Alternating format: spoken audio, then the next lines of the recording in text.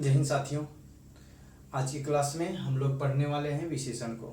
पद परिचय के अंतर्गत हम लोग पढ़ रहे हैं संज्ञा को पढ़ें, सर्वनाम को पढ़ें, क्रिया को पढ़ें। आज पढ़ने वाले हैं विशेषण को।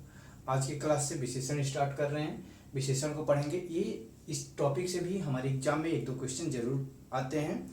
अगर आप इसको ध्यान से इसके कॉन्सेप्ट को सीख जाते हैं, साथ साथ इसको पहचानने के मैं तरीके भी बताऊंगा, सीख जाते हैं, उसके बाद अगर आपके एग्जाम में बनते हैं क्वेश्चन, आप बेशक कर पाओगे। ठीक है, बिल्कुल अच्छे से कर पाओगे, छोड़ तो बिल्कुल नहीं पाओगे। इस तरीके से मैं बताऊंगा आपको।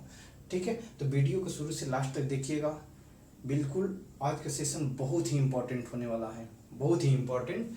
जो चीज़ें हम लोग गलत कर देते हैं उसी गलत नहीं करने हैं। ठीक है, चलिए देखते हैं विशेषण क्या चीज़ है। विशेषण के आज थोड़ी सी क्या जान लेते हैं, भूमिका जान लेते हैं, नींव बना लेते हैं, बुनियाद बना लेते हैं, उसके बाद हम लोग इसको जानेंगे। ठीक है, विशेषण के भेद यानी कि विशेषण में क्या क्या चीज़ें पढ़नी है, इस चीज़ पे आज की क्लास में चर्चा होगी। ठीक है, देखिए विशेषण, सबसे पहले व्युत्पत्ति इसके जान लेते हैं। व्युत्पत्ति मतलब विशेष तरीके से इसकी उत्पत्ति कैसे बताई गई है, तो बताइएगा।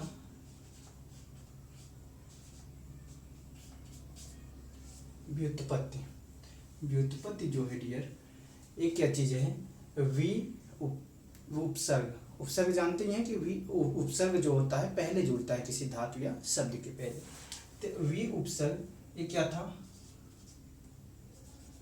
था, उपसर्ग था। ठीक है, और सास धातु था। ठीक, और अन प्रत्यय, ये क्या था, अन प्रत्यय था। उपसर्ग सास धातु में मिलने से और फिर अन प्रत्यय मिलने से क्या बना है, विशेषण, जिसका अर्थ होता है विशेषता बतलाने वाला। जिसका अर्थ क्या होता है, विशेषता बताने वाला। ठीक है, अब देखिए इसकी परिभाषा जान लेते हैं। विशेषता बताने वाला किसकी विशेषता बतलाएगा, बताइए। ये बताएगा संज्ञा का या तो सर्वनाम का। संज्ञा की विशेषता बतलाएगा या तो सर्वनाम का। भाई जैसे मैं बोला पेन, मैंने बोला कि मार्कर क्या था, संज्ञा था। संज्ञा, इसका मैं बोल दिया कि लाल मार्कर, तो इस क्या हो गया, विशेषता हो गया। ठीक है, परिभाषा देख लेते हैं। परिभाषा देखते हैं कि जान लेते हैं कि विशेषण होता क्या है।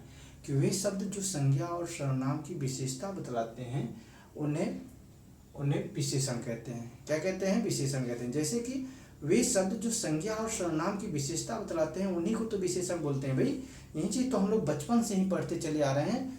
ठीक, जैसे कि मैं बोला गाय, क्या चीज, गाय क्या था यहाँ पे, तो बोलिएगा कि सर संज्ञा था। गाय क्या थी, संज्ञा थी। उसकी विशेषता बताने लगा काली। अब देखिए गाय की विशेषता क्या हो गया कि काली। अब गाय सबकी बात नहीं हो रही है, काली गाय की ही बात हो रही है, तो इस वजह से काली क्या हो गई, विशेषता हो गया। विशेषता हो गया तो विशेषण वाला शब्द क्या हो गया, काली। जो संज्ञा की विशेषता बतलाता है वही क्या होता है, विशेषण होता है। तो काली क्या हो गया, विशेषण हो गया। अगला देते हैं पुस्तक। पुस्तक क्या है, जातिवाचक संज्ञा है। इसको अगर इतिहास की पुस्तक लिख दिए, इतिहास भी वैसे तो क्या है, संज्ञा ही है, लेकिन संज्ञा के पहले भी संज्ञा आकर के वो भी क्या कर दिया, उसकी भी विशेषता बताने। पुस्तक कौन सी है, किसकी पुस्तक है, इतिहास की पुस्तक है। ठीक है, तो ये भी क्या हो गया, विशेषता हो गया। आगे 1-2 और देखते हैं। जैसे राम ईमानदार है। राम क्या था, संज्ञा था, व्यक्तिवाचक संज्ञा। उसी का हम बोल दिए कि ईमानदार है, गुण बता दिए उसके गुण को कि वह क्या ही ईमानदार है। राम ईमानदार है, राम बेईमान में, ऐसी चीजें हो सकती हैं। ठीक है, तो यहाँ पे क्या हो गया, राम ईमानदार है, तो राम की विशेषता क्या बताने लगा, ईमानदारी। राम की विशेषता क्या है, ईमानदारी है, तो ईमानदारी क्या हो गई है, विशेषण शब्द हो गया। वह क्या था, वह ईमानदार था। वह किसी दूसरे की बात की जा रही है, तो वह क्या था, सर्वनाम था। सर्वनाम की विशेषता बताने लगा, ईमानदार, तो ईमानदारी क्या हो गई, विशेषता हो गई। तो विशेषता क्या मतलब कि विशेषण हो गया सर। ये क्या हो गया, यहाँ पे संज्ञा की विशेषता, यहाँ पे सर्वनाम, नीचे वाले में सर्वनाम की विशेषता बतलाया जा रहा है, ऊपर वाले में संज्ञा की विशेषता। ठीक है, आगे देखिए, ये बातें तो समझ में आ गई। जैसे कि मैं बोला कि काला मार्कर, ठीक है, सफ़ेद बोर्ड, ऐसे कुछ भी हो सकता है। अच्छी मोबाइल, ठीक है, लाल पंखा, ठीक है, कुछ भी हो सकता है। ठीक है, विशेषण के भेद, अब विशेषण के भेद आते हैं, विशेषण के प्रकार आते हैं, विशेषण के कितने भेद हैं, इस बात पे चर्चा करते हैं, क्योंकि यहाँ से भर भर के क्वेश्चन पूछे जाते हैं। इधर वाले तो कोई मैटर नहीं करता है, परिभाषा हमसे एग्जाम में नहीं पूछी जाती है किसी भी कंपटीशन एग्जाम में, लेकिन यहाँ से क्वेश्चन बनते हैं कहाँ से क्वेश्चन, तो विशेषण के भेद से, कि इसमें कौन सा विशेषण है, कौन सा, यानी कि कई तरीके से क्वेश्चन बनेंगे, भी बताऊंगा। ठीक है, तो विशेषण के कुल कितने भेद हैं? 4 भेद हैं। कौन कौन से भेद हैं? देखिए, गुणवाचक विशेषण, फिर संख्यावाचक विशेषण, परिमाणवाचक विशेषण, और फिर सार्वनामिक या संकेतवाचक विशेषण। ठीक है, कौन कौन से विशेषण, इसको नोट डाउन कर लेंगे, आप सभी लोग नोट डाउन कर लेंगे, इसको छोड़ेंगे नहीं, क्योंकि लिखने से काफ़ी सारे कॉन्सेप्ट क्लियर होते हैं। सुन के एक बार सुनिए, फिर दोबारा लिख लीजिए। ठीक है, देखिए, सुनिए, फिर लिखिए, ताकि आपको कॉन्सेप्ट बेहतर ढंग से क्लियर हो, सारी चीज़ें समझ में आ जाए, दिमाग में घर कर जाए सारी चीज़ें, और फिर आप बेहतर ढंग से परफॉर्मेंस कर पाओ एग्जाम में। ठीक है, देखिए, अभी एग्जाम लगा हुआ है, किसका, लेखपाल का लगा हुआ है, बीडीओ का लगा हुआ है, अभी टेट का आ जाएगा, सुपर टेट का आ जाएगा। ठीक है, ऐसे एग्जाम कई एक लगे हुए हैं, तो उसमें जब यहाँ हिंदी तो हर एक एग्जाम में पूछी जाती है, तो वहाँ इसको आप ढंग से पढ़े रहेंगे तो कर पाएंगे। ठीक है, गुणवाचक विशेषण, गुणवाचक में क्या होता है, इसमें देखिए कई एक गुण होते हैं, ये नहीं कि केवल गुण यानी कि क्वालिटी की ही बात की जाएगी, इसमें दोष की भी बात की जाएगी, वो भी गुण के अंतर्गत ही आएगा। गुणवाचक में क्या क्या आएगा? गुणबोधक, फिर दोषबोधक, स्पर्शबोधक। अच्छा, स्पर्श जानते हैं ना, स्पर्शबोधक क्या होता है, यानी कि जिसको टच करके हम लोग जाने। ठीक है, जैसे कि गर्म को कैसे जान पाते हैं? आग जलती रहे, हम लोग जान पाएंगे कि वो गर्म है कि ठंडा है? नहीं, जब तक छुएंगे नहीं तब तक जानेंगे नहीं। बच्चा जानता है क्या कि आग कैसा है? जब छूता है, जलता है, तब जानता है कि ये गर्म है।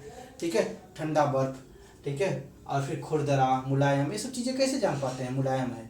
जब छूते हैं, स्पर्श करते हैं। स्वादबोधक, जब हम स्वाद यानी कि खा करके जिसको जानते हैं। गंधबोधक, सूंघ करके। ठीक है, कालबोधक, नया पुराना, पहले बाद। ठीक है, दिशाबोधक, उत्तरी दक्षिणी पूर्वी पश्चिमी, ऐसी चीजें। दशाबोधक, यानी कि दशा कौन किस दशा में है। आकार, आकृति, बड़ा, देखिए आकृति और आकार में अंतर है। आकृति का मतलब होता है कि किस आकृति में, जैसे बेलनाकार, वह बेलन के आकृति का है।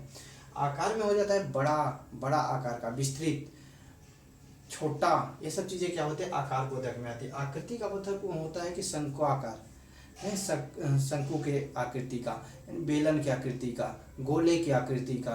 ठीक है, आयत के समान, ऐसी चीज़ें होती हैं, तो वह क्या होता है? आकृति, किसी भी शेप में, उसी क्या बोलते हैं? आकृति के आकृति बोधक। अवस्था बोधक, एक और होता है रंग बोधक भी होता है। क्या होता है डियर? रंग बोधक भी होता है ना। एक रंग बोधक, जैसे हरा, नीला, नीली गाय, लाल गाय, ऐसी चीजें होती है, तो वो सब किस में आ जाती है? रंग बोधक में। ठीक है, अवस्था बोधक, यानी कि वृद्धावस्था, ये सब चीजें, वृद्ध, ये सब क्या हो जाएंगे? अवस्था बोधक में आ जाएंगे। ठीक है, संख्यावाचक विशेषण में क्या होता है? संख्या का बोध होता है। जैसे किसी भी विशेषण का, किसी भी संज्ञा और सर्वनाम की, उसमें संख्या का बोध होगा। ये भी संख्या का बोध दो तरीके से होता है। जैसे संख्यावाचक विशेषण क्या होता है कि जैसे दो आदमी क्या था? जातिवाचक विशेषण था, उसको दो आदमी आए हैं, तो आदमी की विशेषता क्या बताने लगा? दो, तो वहां पे क्या हो जाएगा? संख्यावाचक विशेषण।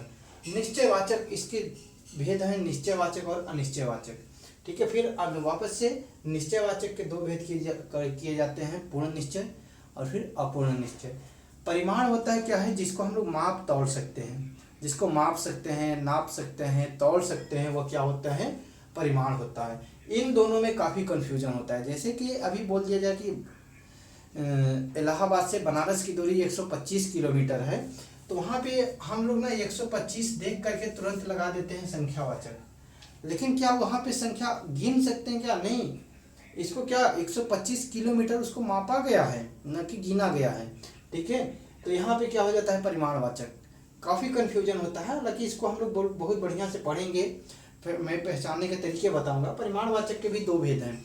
एक क्या होता है? निश्चय परिमाणवाचक, दूसरा क्या होता है? अनिश्चय परिमाणवाचक। ठीक है, सर्वनामिक विशेषण क्या होता है कि किसी संज्ञा के पहले कोई सर्वनाम आकर के उस संज्ञा की लगता है विशेषता बतलाने, तो वह क्या होता है, सर्वनामिक विशेषण होता है। जैसे कि मैं बोलूं कि यह घर मेरा है, ठीक है, क्या बोल दिया, वह मेरा भाई है, यहीं ले लीजिए, यह पेन मेरी है,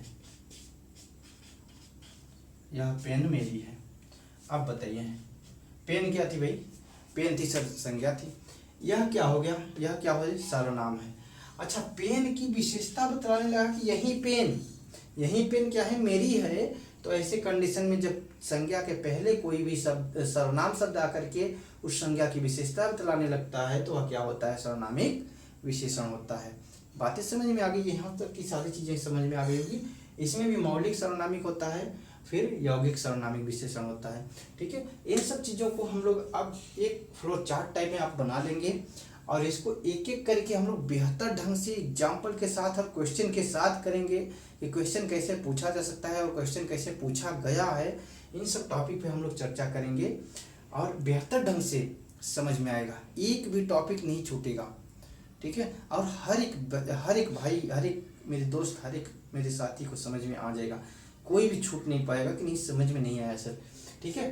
तो आशा करते हैं सारी चीज़ें एक फ्लो चार्ट टाइप में हमने बनाया था, ये सारी चीज़ें आपके दिमाग में बैठ गई होंगी। इसको आप फ्लो चार्ट में अपने नोट्स में बना लीजिएगा ताकि आपको जब पढ़ने लगे हम लोग अगली क्लास में तो सारी चीज़ें समझ में आ जाए कि हमको क्या क्या चीज़ें पढ़नी है, ठीक है।